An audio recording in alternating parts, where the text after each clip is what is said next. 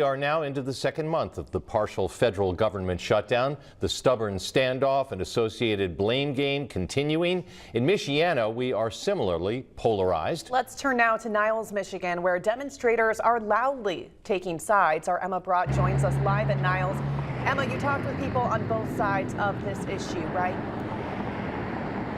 Yeah, I was out here in Niles, Michigan this afternoon talking to two different groups of protesters. One was right out here, right across from Veterans Park in Niles, Michigan. They were in support of Trump and Republican Congressman Tim Walberg. That group of protesters were out here for something called Take Our Country Back rally, and they were also here to spread a message about sex trafficking. That message was a celebration and a thank you to Berrien County Sheriff Chuck Hite for his efforts in making human trafficking arrests in Berrien County.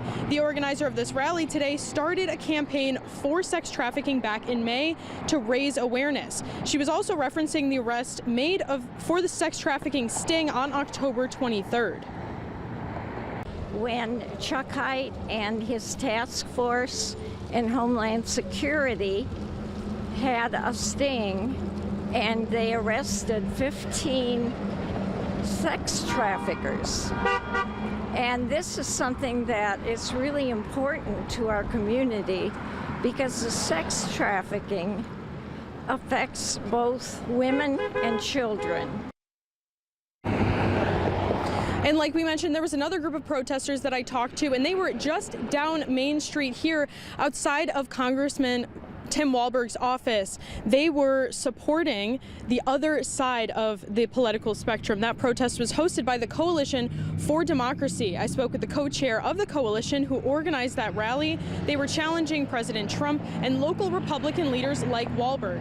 Today, that leader was holding a sign that said protect healthcare, not pedophiles. And here's what he had to say about these trafficking arrests that the Republican group protesters were out here supporting today. We all should celebrate 15 arrests for sex trafficking. They're accused, they'll get their day in court. That's what the authorities should be doing, not chasing down hard-working immigrants that are just trying to make a living.